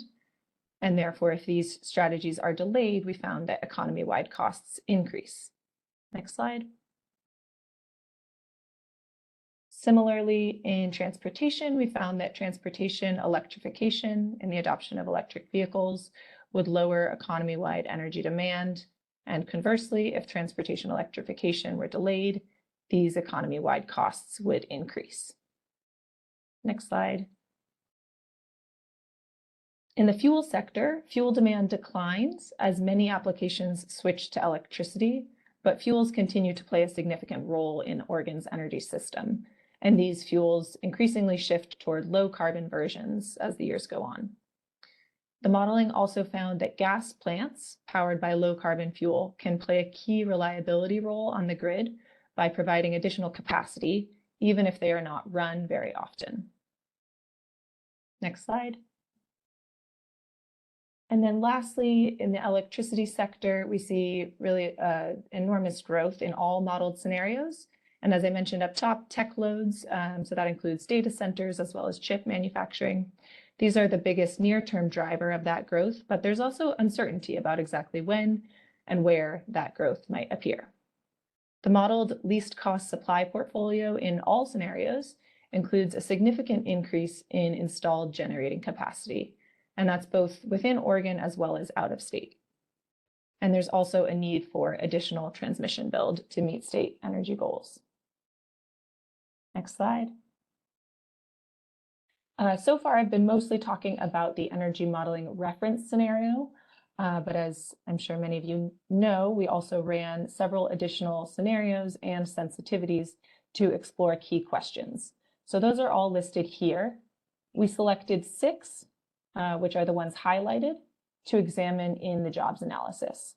And these were selected based on which ones were most likely to provide us with the biggest learnings about jobs implications. In the energy modeling, we distinguish between scenarios and sensitivities. So in this list, sensitivities are in italics. But for the sake of clarity, in this jobs presentation, we're just going to call them all scenarios, the 6 ones that were chosen. Next slide, please. So very briefly, just a few highlights from each scenario to set us up. The 50% tech load scenario, which assumes half of the electricity demand from tech loads as the reference scenario, found that Oregon's electricity demand would be lower than the reference, but could still increase by over 25% by 2030 and 30% by 2035. The no advanced clean trucks, the no ACT scenario, which assumes no interim electrification targets for medium and heavy duty vehicles through 2035, still reaches the 2050 target of 100% zero emission vehicles, but this slower pace of transportation electrification leads to increased economy-wide costs. Similarly, the delayed energy efficiency and building electrification, or delayed EE and BE scenario, delays sales shares for space and water heating in buildings by 10 years, and also lowers assumptions for industrial energy efficiency and fuel switching. And this scenario finds that economy-wide costs also increase. Next slide. Looking at the next 3 scenarios in the jobs analysis, the limited generation or limited gen scenario limits the amount of grid scale wind, solar, and geothermal to half of the reference and finds that there are higher economy-wide costs as well as increased electricity imports relative to the reference.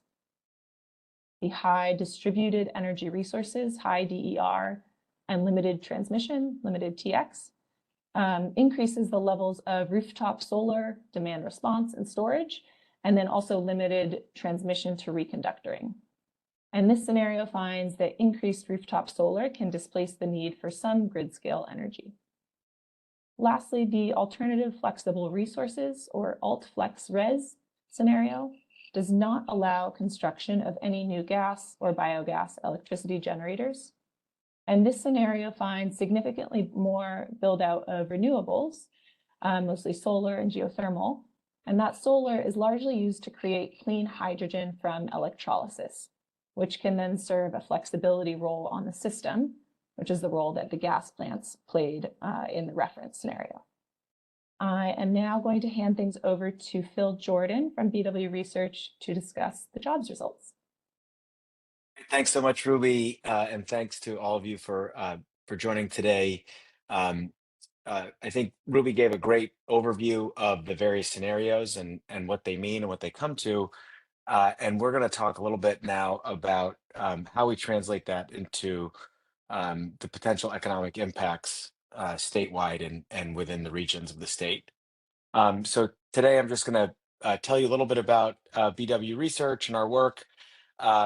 and really focus most of our time talking about how we conducted the methodology and what those key findings were for Oregon, East Oregon, and West Oregon, as well as what some of the different impacts are based on the different scenarios that Ruby just walked us through in detail.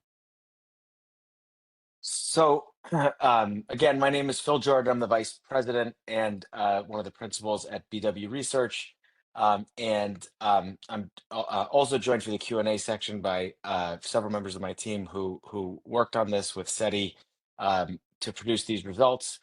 BW Research is a research consulting firm that focuses heavily on energy economic impacts, particularly around the intersection of the economy and transition. We are the contractor that produces the U.S. Department of Energy's U.S. Energy and Employment Report, and have for the last 10 years or so. And we've done a lot of modeling of similar scope, both in the Northwest with SETI, as well as in other states like in New York. And we provide a couple of links here. If we go to the next slide, I'm going to walk through a few slides now, just sort of how we do things, just so everyone gets a context of what goes into the analysis, and then we'll dig into the results. And I'll try to move through as quickly as I can, so we can save some time for questions.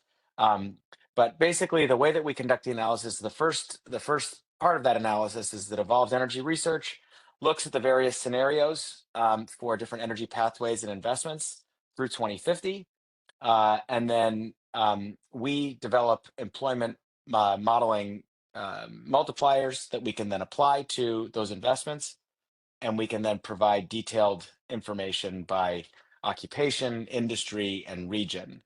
And then we can report that out over time through that 2050 window. In the next slide, we look a little bit more detail of how we do this. So EER, again, puts the data together on exactly what happens within each of these. I shouldn't say exactly, but directionally what happens within each of these scenarios. So we're looking at, what types of products and services go into making those scenario pathways work, how much electric capacity is added, what happens with fuel demand, how many megawatts are saved or therms are saved through which sort of activities, and how much does that cost, right? And so there's typically that data is pretty highly precise coming from EER, and then there's some other areas where we look at secondary sources like from the national labs.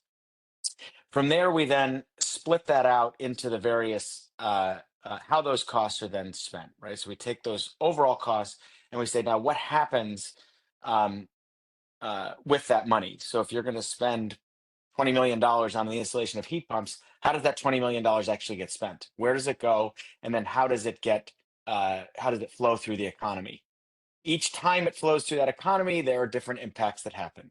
There are purchases that are made of supplies, subcontractors, other types of supply chain activities, as well as direct payments to workers who are working on these various activities. So those multipliers allow us then to understand how that money creates jobs and other economic activity throughout the state, and then we can report that out based on who is doing what. So it's pretty complicated. So we have one other way to look at it on the next slide, which is maybe another lens in sort of showing how we can demonstrate the activity. So if we use that example of heat pumps or EV chargers, right, you have a certain amount of money that you're going to spend to meet those goals. And the first level of impact that happens is what's often referred to in these studies as a direct effect, which is what happens with that money when it goes to the first contractor or first set of contractors who are doing that work, right? So you're paying someone to do that installation. So maybe it's those construction firms that are building out the electric vehicle charging network. The first thing that happens is they're going to hire people to do the work internally, and that's your direct effect, right? So how does it impact those businesses that are the front line getting the money? Then the next rung, so that's that orange-red bullseye in the middle. The next rung out is what's called indirect effects, which is really the impact of other local industries that are benefiting from those purchases. So if you look at that money that came in after that money that gets spent on hiring folks and other direct effects, what kinds of materials are they buying, and what kind of materials are being bought locally, or what kind of subcontractors are being hired, and what kind of subcontractors are being hired locally. And anything that accrues, in this case, say to Oregon, we can then understand what those impacts are. And then there's a third effect, which is induced effect. The induced effect is what happens when all that extra money starts sloshing around in your economy. So rather than maybe sending that money to, overseas for outsourced goods or spending it in some other area where it's not having those same impacts, how does that additional money that's paid out in wages impact your local economy? So people are buying more things, they're going out to eat more, they're putting additions on their homes, or they're conducting other activities that are spurring local economic effects. So we break those out so that we can really understand what's the direct impact, what's that then indirect sort of supply chain impact, and then what's the more broad general ripple effect on that in your economy. We'll go to the next slide. And so these are just some examples of what are included and not included. Just in the interest of brevity, I'm not going to go through all of these, but I'll give the first example here of what is included and what's not included so we can understand how we're thinking about things. So if we want to look at new, say, data centers that might be built in Oregon and what happens, we would include construction jobs to build new power plants to meet that increased electricity demand, but we're not going to count the jobs that are about building the data center itself, right? So we're not looking at every possible impact economy-wide that could be happening. We're really limiting it to what are the impacts that occur from each of these various scenarios. Okay. I think one last slide on just some housekeeping here. Generally speaking, the way these models work, any of the models that you've seen these studies done from, there's one sort of total number that goes in that says to do everything that you want to do in building electrification, as an example, it's going to cost you $100 million over 10 years. Well, that's helpful. And you could say, well, it's over 10 years, so we could just divide by 10 and understand the annual impacts. But that's a little coarse, and it's really not the way that investments are happening. So in this study, we do actually look at the ebb and flow of investments and activities over time to be able to produce more point-in-time estimates. So rather than say you're going to create, 1 billion labor hours over 10 years, which isn't all that helpful really to understand how to plan, we look at that ebb and flow of the investments, and we provide point-in-time estimates of jobs that are held within each of the years that we look at. So as I mentioned before, 2025, 2030, 2035, et cetera.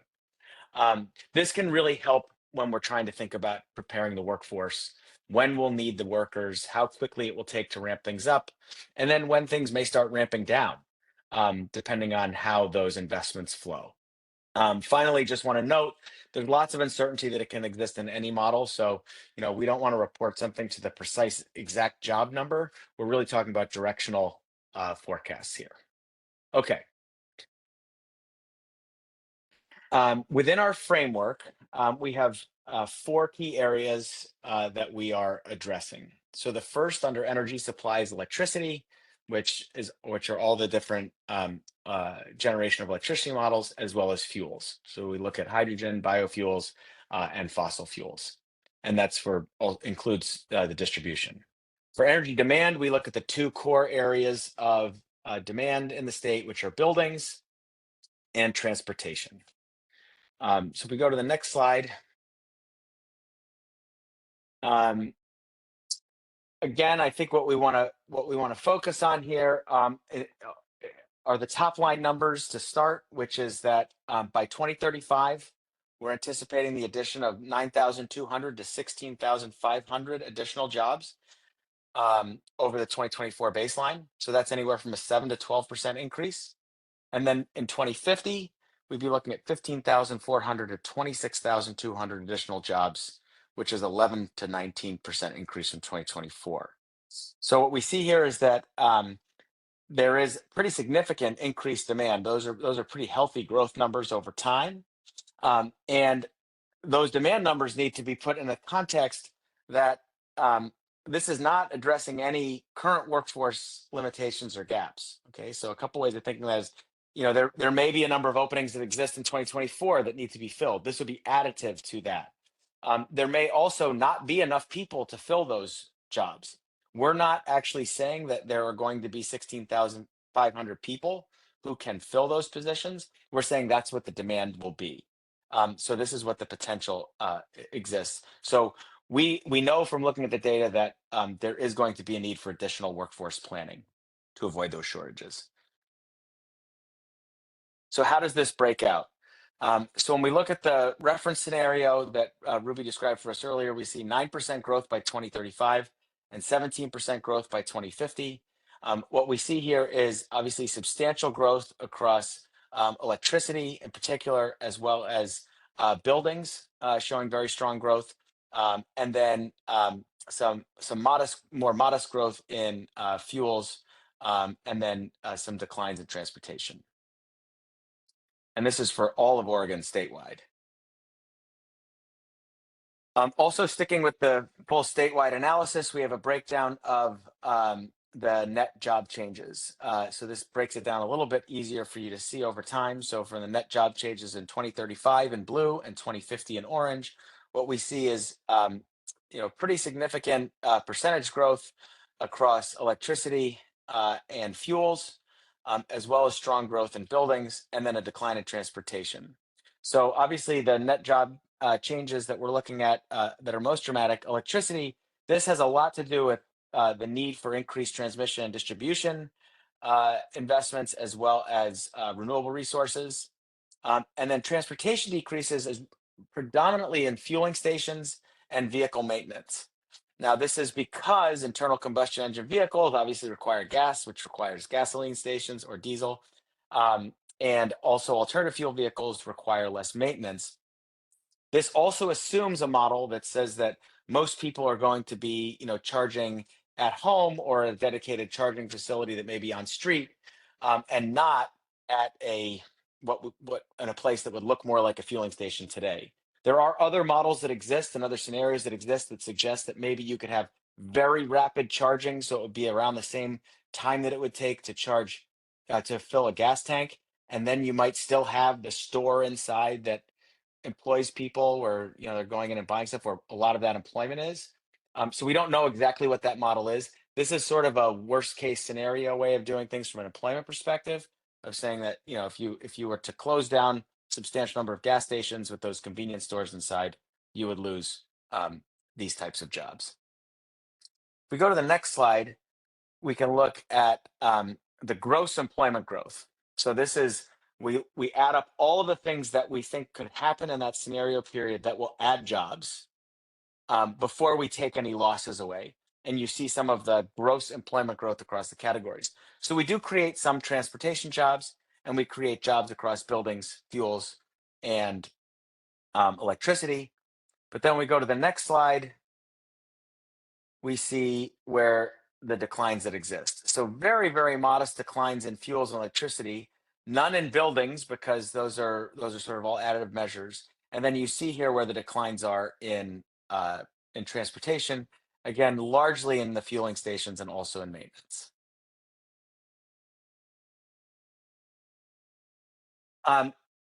This is a way of looking at occupations with the highest demand. Now, for this analysis, if you remember those circles, we're only looking at the first two circles. We're not going to look at the demand changes for jobs from just the general spending from the increased activity. So those induced effects are not included in the occupational analysis. So it's just direct and indirect. And what you see here is, I think, in addition to some pretty large growth rates and big numbers that need to be planned for, we see a very clear indication that it is the construction trades that are most significantly impacted by these investments. So obviously electricians, construction laborers, you go down the list, there are certainly a few in here around general management and some sales representatives and project management, but almost all of these are construction trade occupations. Go to the next slide. And then here's where we see the declines. And again, retail sales, again, driven largely by transportation, customer service reps, janitors, cashiers. We can see where some of those declines exist. And again, mostly in that yellow bar is transportation. We also looked at wage tiers. And so we want to understand the wage tiers. And what we found is that really across all sectors, we don't see huge changes over the 2024 to 2035 period in terms of job quality as measured by wage tiers. But we do note that transportation does have the largest share of jobs in the lowest wage tier, followed by fuels, which were the two that were most impacted. So I think that is something that's helpful for us to look at in a couple of ways. One is, unlike in some other analyses that are of different sectors, we're not talking about displacing lots of really high wage jobs with and replacing them with really low wage jobs. That's just not the case here. Although I would say that given you know, a lot of the state's goals generally about job quality, it is going to be really important for us to focus early and often on ensuring quality and family sustaining jobs through policy as we move forward. Next slide.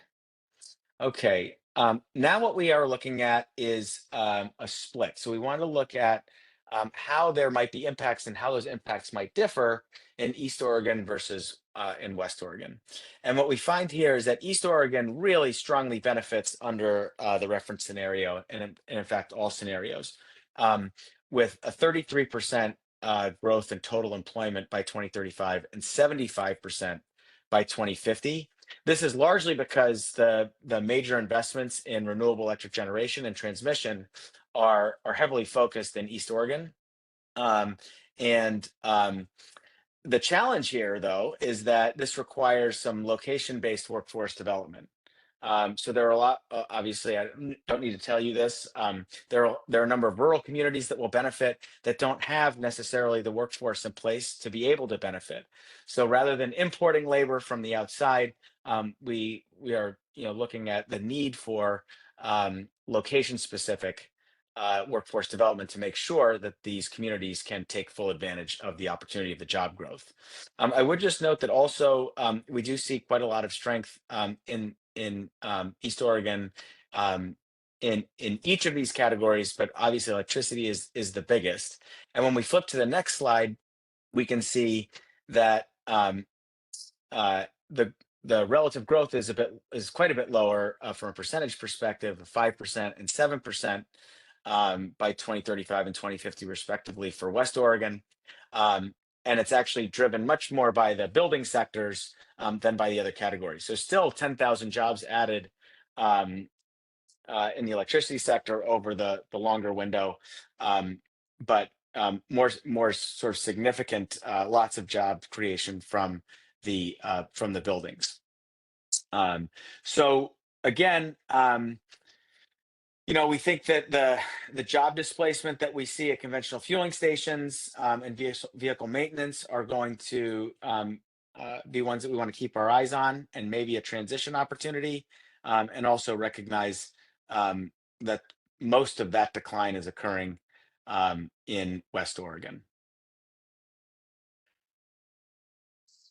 This is just another way of looking at net employment changes by sector. And this allows us to really look across all of the different scenarios at once. And there's a couple of different things that I think are worth noting. If you look at the electricity line at the top, you see a really wide band and a lot of variability depending on how you decide to move forward with your pathways. Whereas in the other categories, it's a much narrower band, meaning the decisions that you make have a much lower impact on buildings, fuel, and transportation than they do on electricity. But in any case, what we see is electricity and building sectors are the largest contributors to employment growth by 2035 across all scenarios.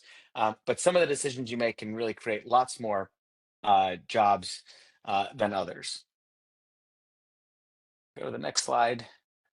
And this is the 2050 version of the same chart that you saw, with very much the same, if not even more dramatically illustrated indication of the impact on the electricity jobs created based on the scenario selected.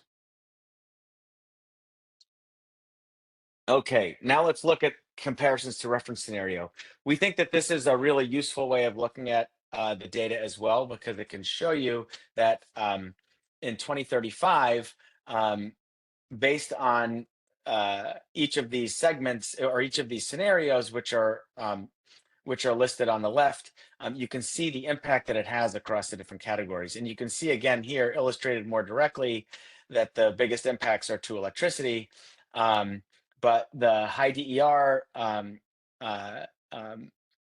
job growth is quite significant there, as well as the alt flex that was referenced earlier. And then there, obviously, the 50% reduction in tech load, you would expect much less electricity growth there, as well as fuels, and you can see these across the various categories. Go to the next slide. And now we'll just give you some of the key takeaways. So it is important to note that Oregon sees job growth across every scenario in 2035 and 2050. And so, that's obviously a really important finding. We see that growth is 9,200 to 16,500, or 7 to 12% increase in 2035. And we do see quite a lot of increased renewable electricity generation capacity as well as transmission in the east. That is going to require a lot of activity in construction through the entire window to 2050. And we will have some employment displacement, particularly around fossil fuels, conventional fueling stations, and vehicle maintenance. So workforce planning is needed for sure. We are concerned that there could be areas where there would be labor shortages and bottlenecks, particularly in those high demand sectors in parts of the state where there's a limited labor pool, as well as to make sure that we are creating transition opportunities for those displaced workers that we referenced. And then my last slide before we go to Q&A. I'm sorry, I have 2 slides left as next steps. I think we have 2 slides left as next steps. We have recommend additional research. So there's an opportunity to really understand the full scope of the workforce need. We think that it would be helpful to have a really thoughtful understanding of the workforce needs that exist, not only statewide, but also within each of the various technology areas, the value chain areas, and East versus West, as well as how to promote that just transition. So we have many different ways of thinking about just transition. There are folks who are going to be losing their jobs potentially under any scenario, and could be retrained.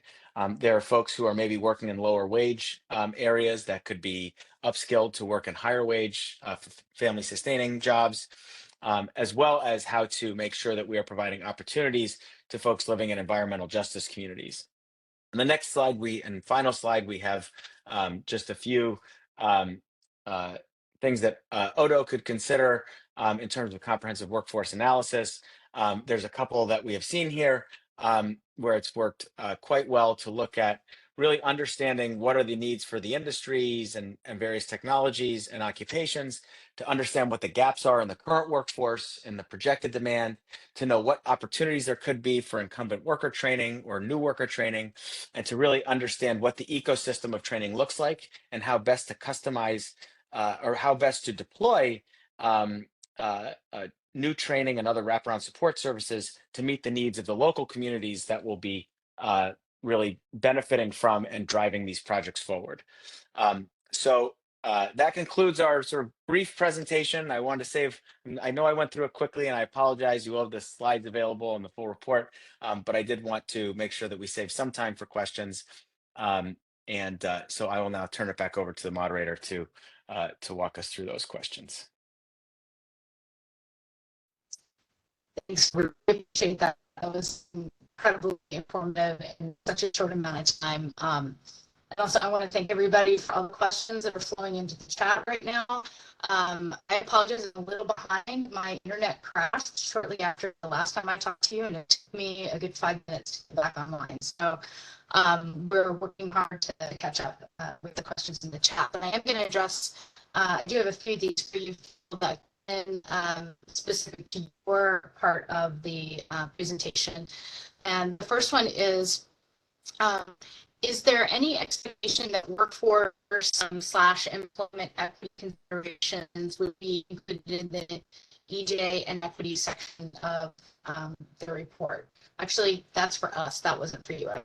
Do you have any recommendations? This isn't a question. Do you have any recommendations for how to link jobs and equity development analysis to energy modeling in future work?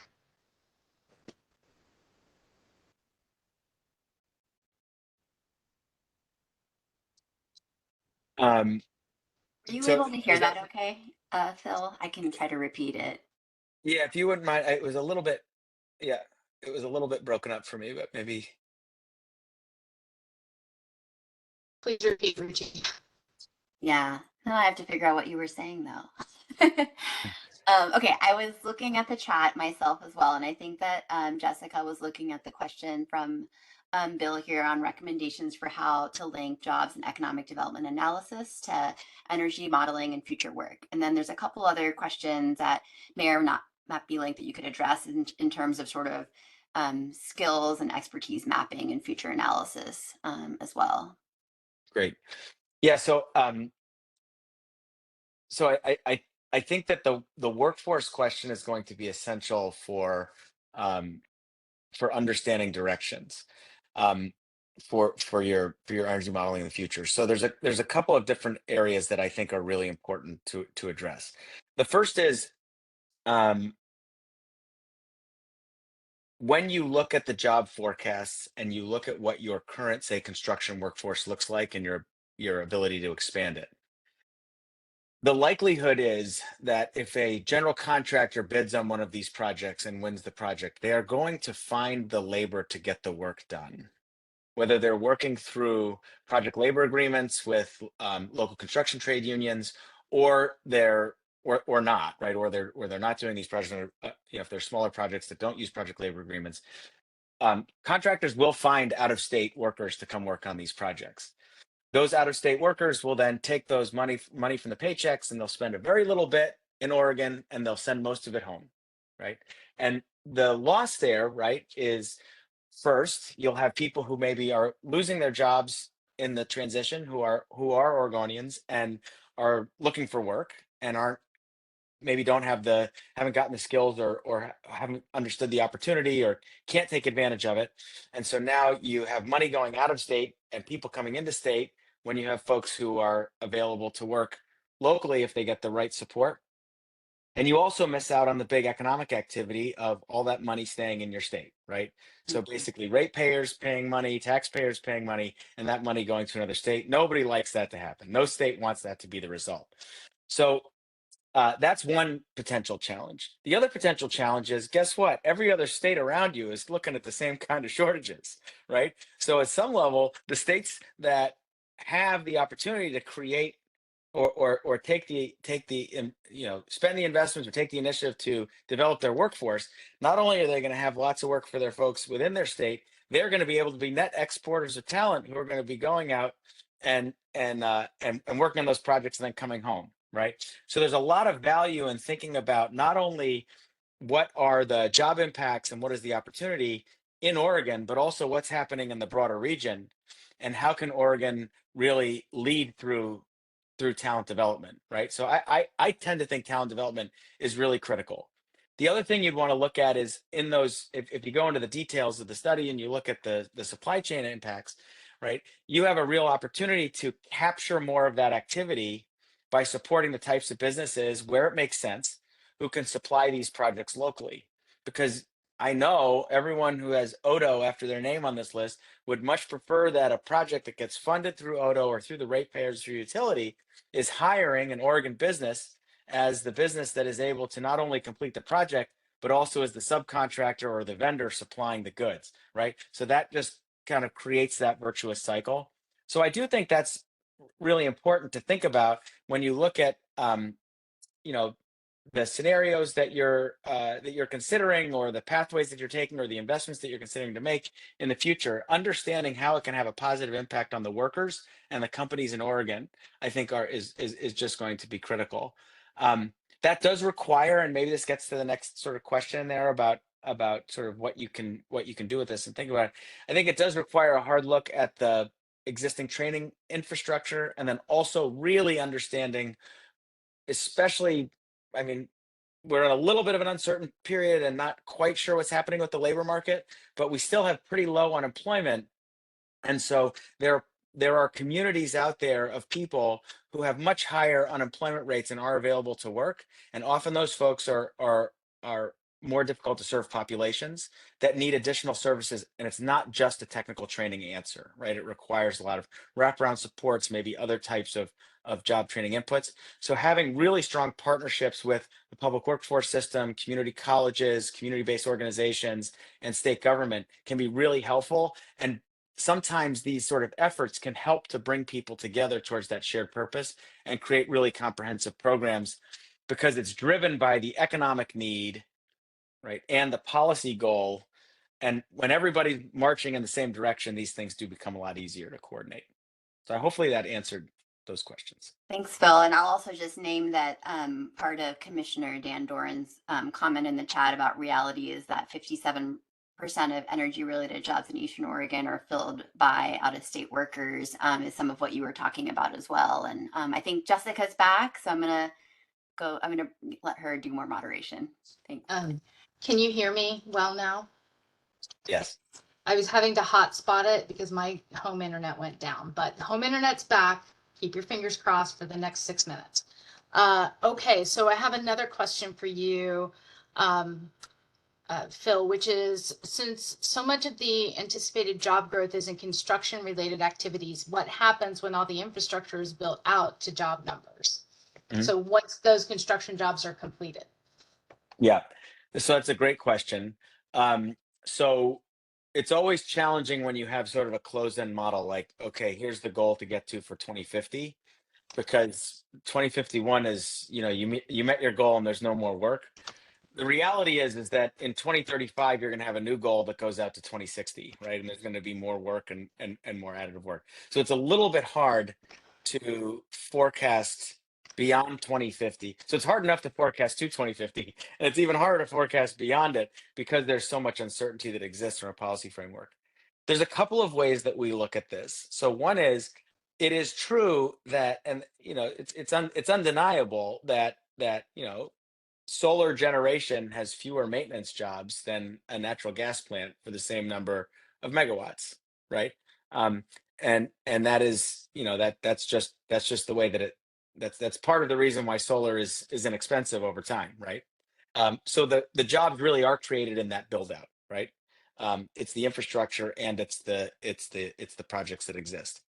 The runway for this kind of work, and then the amount of work that needs to be done, not just by 2050, but then by the work that you're doing after 2050, is sort of career long, right? So if you're in your 20s and you're in the construction industry, based on all the analyses that we've seen, that we've done, or that we've read, or that we've examined, there is a solid 30 years of work beyond that, 40 years of work beyond that, to continue to install and maintain the infrastructure that's needed to get us where we need to go. So there's lots of building stock that needs to be retrofitted.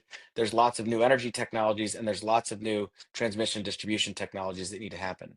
So it is always true that on a project by project basis, you see a large number of construction jobs, and then the number shrinks to something a lot smaller at the end of that project being built.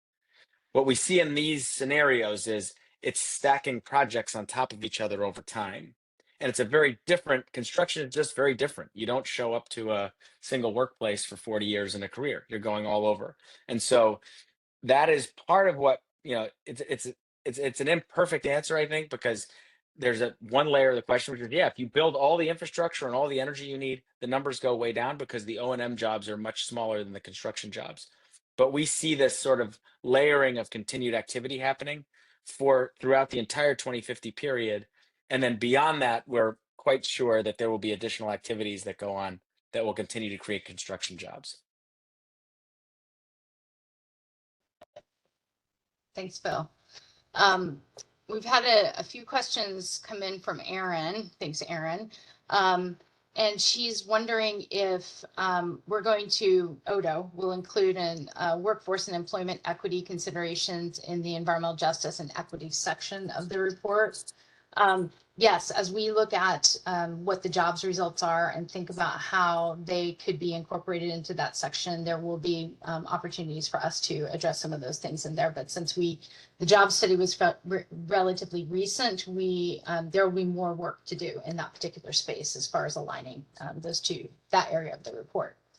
I also have, let's see, we've got 2 minutes left. So I have another question from Erin.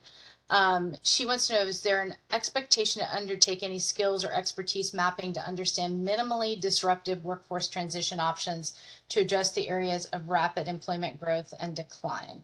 I think that would be outside of the scope, Phil, of the work that you all have done. Is that correct? Yeah. We are working to hopefully take on a workforce needs analysis here. It will be an addendum to the energy strategy. So we'll be completing it post publication on November 1st. But that, whether it specifically will address what you said, Erin, I don't know. We haven't even developed the contract yet.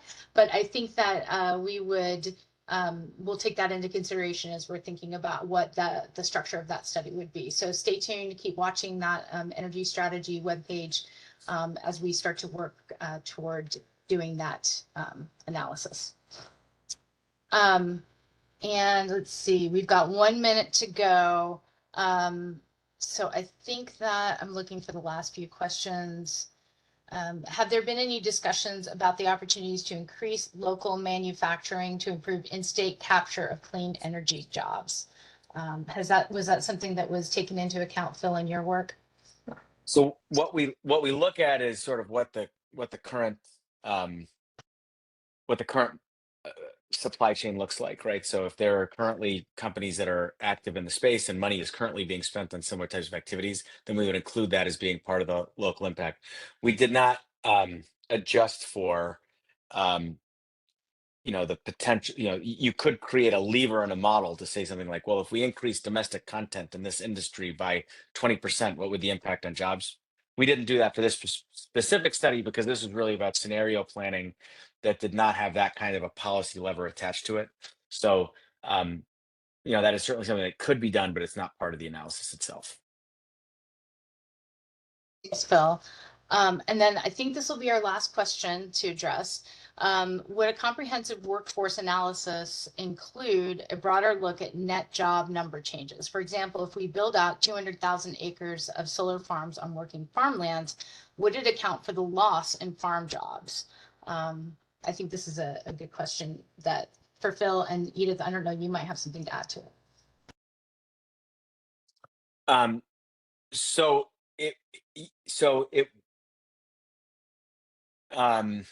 We don't go into that level of specificity on what the displacement is. So a comprehensive workforce needs assessment could do that. That certainly could be an area where one of the assumptions in there would be to say, now we need to look at these specific sorts of areas that would be removed. In this analysis, we're not like identifying parcels and saying, well, this is a farmland and this is a forest and this is, therefore these are the impacts. But that is certainly something that could be done. The comprehensive workforce needs assessment, in addition to doing that, if that's a desire, really the focus of that is also to understand the output, ability to scale, and required investments that might be necessary to meet the supply side challenge, right? So it's not always done by a Department of Energy, especially on its own. It's often that could be something by labor or education or others, more of like a comprehensive approach. Because really what you're looking at is, does our college system, our technical vocational school system, our public workforce system, our support services, are all of those things in line of what needs to happen in order to meet these goals? Yeah, thanks, Phil. Thank you for the whole presentation. This has been so great. I learn every time I hear you talk. So I just want to add to that question that we did calculate in the modeling the total land area in that reference case and in the other cases that that would kind of be required to build out the solar and wind that the model kind of selected as cost competitive. That wind took up much more land than solar, you know, and that's really because of the span of the turbine, but the base itself doesn't have as much of a limitation on the land use underneath it. Solar was really, I mean, overall land use was a fraction of 1% of total land area in Oregon of the total build out with to meet our clean energy goals based on that reference scenario. And the amount of land area for solar was much less than that. It was really a fraction of the total area when you combine solar and wind. That was based on NREL kind of estimates for land use footprint of onshore wind and utility scale solar. I just mentioned that because I think it provides a little bit of context. And I think, Phil, as you mentioned, you know, this is an analysis that we could do and an evaluation that we could do as well that would help kind of further inform that question. I just want to remind folks as we kind of transition to lunch that the draft is available online. There's also a summary. We will also have translations of the summary into Spanish, Russian, Vietnamese, and Chinese. Those aren't ready yet, but they'll be available in the next few days. So we encourage folks to kind of share that information out to networks of folks who would benefit from those translations. And just thank you all for your time and really looking forward to hearing comments.